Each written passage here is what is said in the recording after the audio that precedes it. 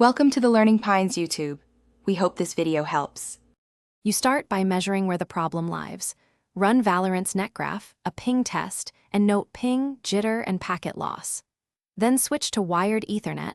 Wi-Fi adds variability, because a direct cable reduces interference and lowers jitter. Once done, power cycle your modem and router and reboot your PC.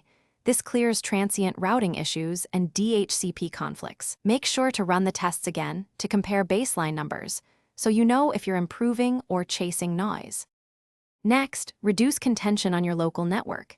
Enable quality of service on your router and prioritize Valorant's UDP traffic so packets are forwarded first, which reduces latency spikes.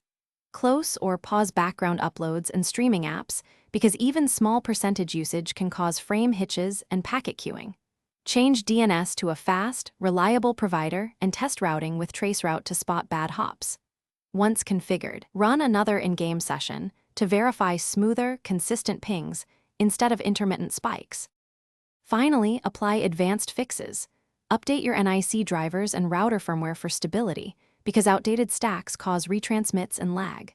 If traceroute shows poor ISP routing to Riot servers, try a low-latency gaming VPN as a diagnostic and temporary fix. It can bypass bad peering.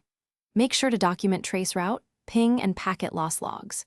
If problems persist, contact your ISP with those logs and open a ticket with Riot support. Clear evidence speeds resolution and avoids guessing. Thanks for watching.